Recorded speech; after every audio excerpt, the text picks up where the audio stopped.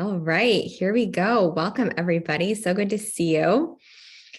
If you are able to join me live today, say hello. I love to see you and to connect with you. I will keep an eye out in the comment section so that I can do that. And if you're watching us as a replay, say hello. I am so excited to share the topic for today. We are going to go over why certain foods are so much easier to overeat, to overconsume versus other things. And if we think about it, what are the things that we're often overeating?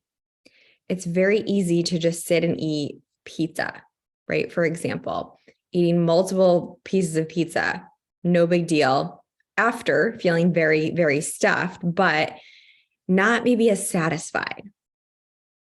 Why is it so easy to overeat pasta? Bowls and bowls of pasta, or French fries, or chocolate chips, or chips. Why are these foods so much easier to overconsume than things like a whole plate of broccoli, or a huge salad, or a whole plate of chicken? These more whole food, nutrient dense foods. How can we have these more in a regulated fashion, but these other foods feel very out of control sometimes? I think it's so important to understand this from a biological standpoint and a behavioral standpoint. Our bodies are intricate beings from a biological standpoint. So if we think about what these foods are primarily composed of, is fat, salt, and sugar.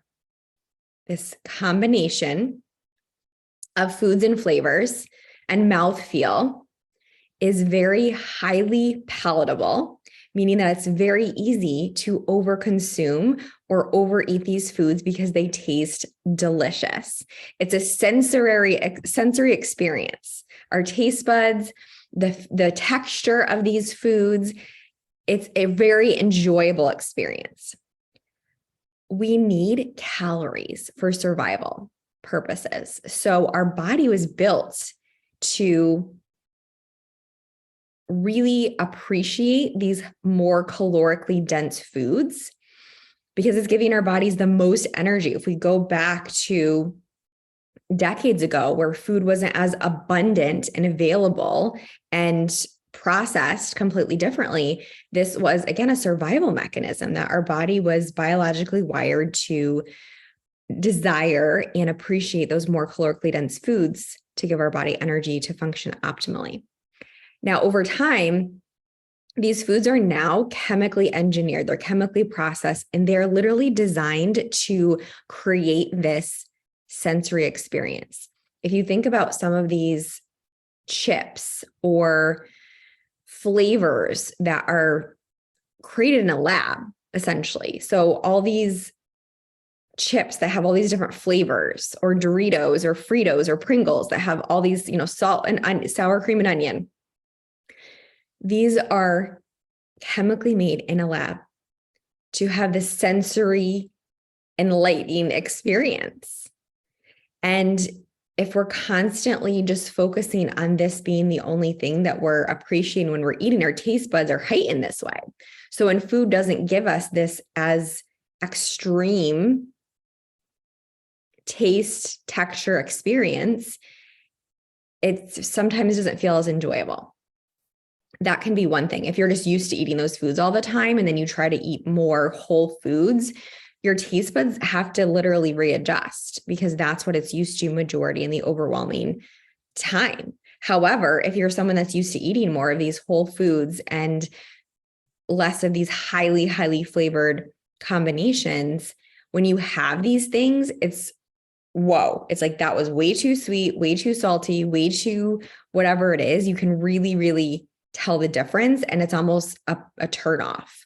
Like I definitely noticed that for myself because I really do try to have more of the whole foods. And when I have something that's so, so sweet, it's like, this is too much. It's just not enjoyable. So for like pizza, for example, right? This is going to be carbohydrates from the crust, the dough, which is turned into sugar as our body breaks that down, in combination with cheese, which is fat and salt. And then, whatever else is in there, if you're adding pepperoni or other fat sources to that, all those things combined are really easy to overeat.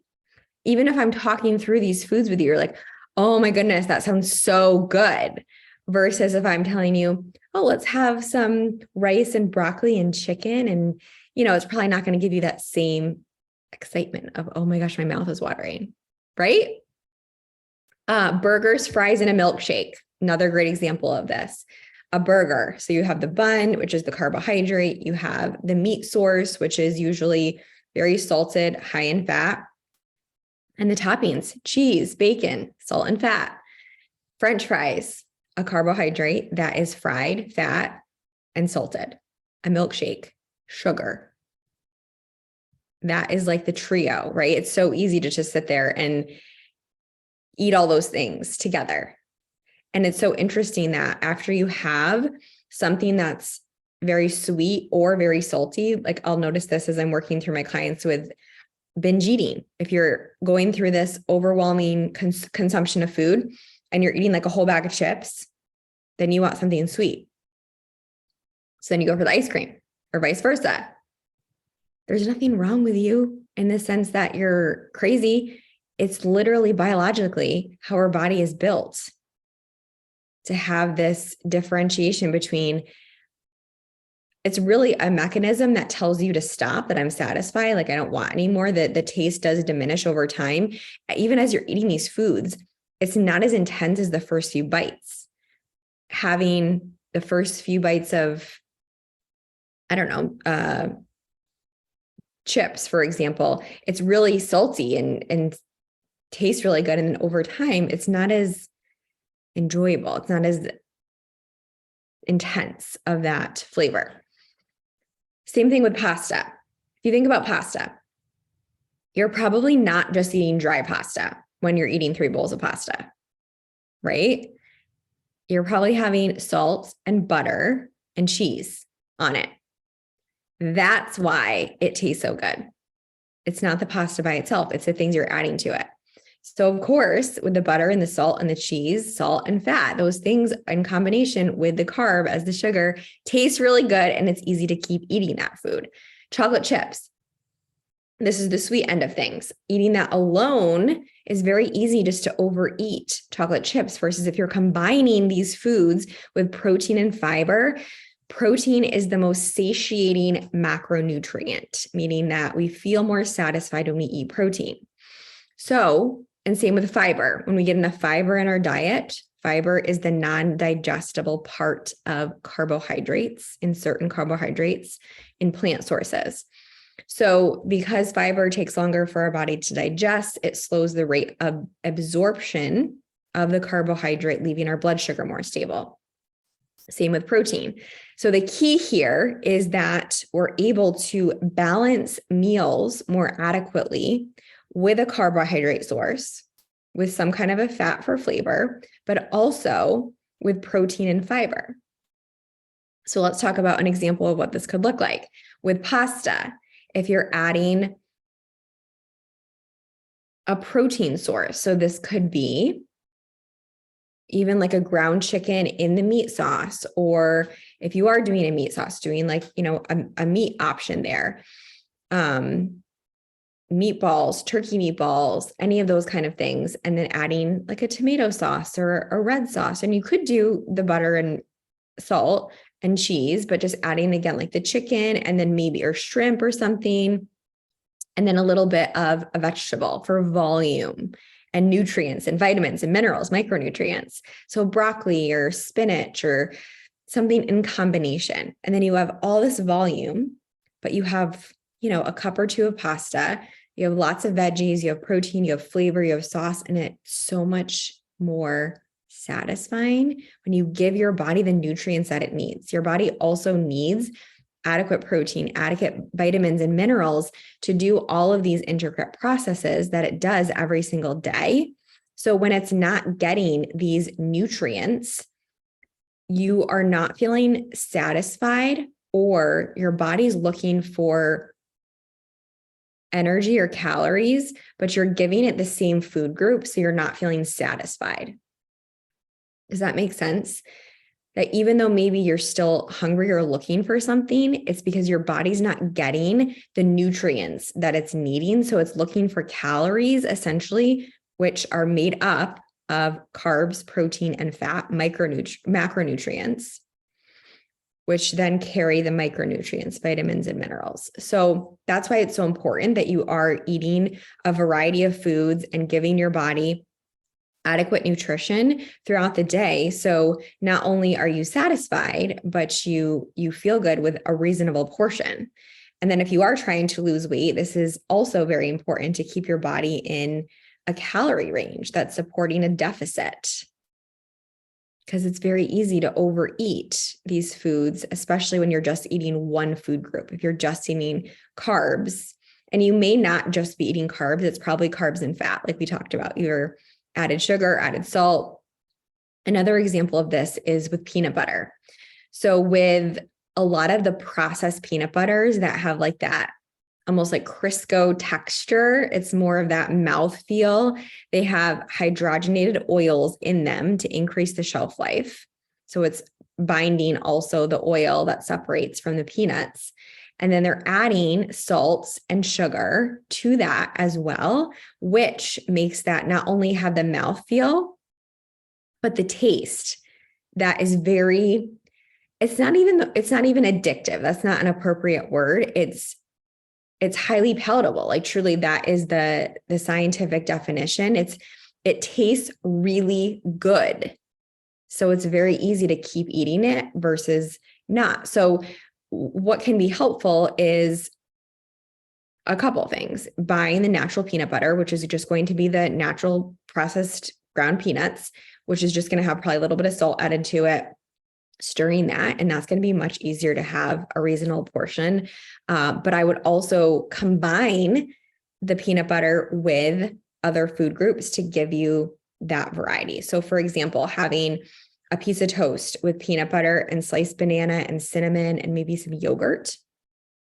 So you have protein from the yogurt, you have fiber from the banana, you have the fat from the peanut butter, and then you also have some fiber and carbs from the toast, a little cinnamon on top, like that kind of thing is going to keep you more content.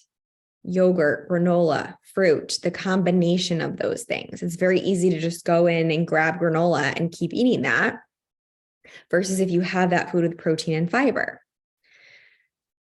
Chocolate chips. If you're adding a couple of tablespoons of chocolate chips into your yogurt, into your oatmeal, into other foods that have these nutrients, more whole food sources, it's going to be easier and you're going to feel more content with that amount of food. I do want to add here that it's not just about the food itself. There are other reasons why we're overeating, many, many reasons why we're overeating, but it can also be related to not eating enough throughout the day. So depriving your body of nutrients and calories, and then it feels ravenous later in the day. And then these foods are available. And it's at that point, you're just asking for it. You're asking for, or you're setting yourself up to just feel, let me find the fastest, quickest, easiest, most calorically dense, delicious option I can, which is usually fast food, takeout, and these foods are also created that way. So the important thing to understand here is that it's not a matter of these foods being good or bad, right or wrong. It's just understanding what happens and why.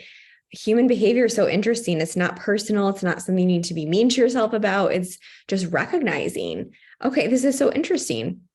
Here's what I could do differently. Here's what I could set myself up better. Here's what I can add to this meal to make it more balanced. So that way I can continue to eat these foods I love and enjoy and also feel good and lose weight or move forward towards my goals.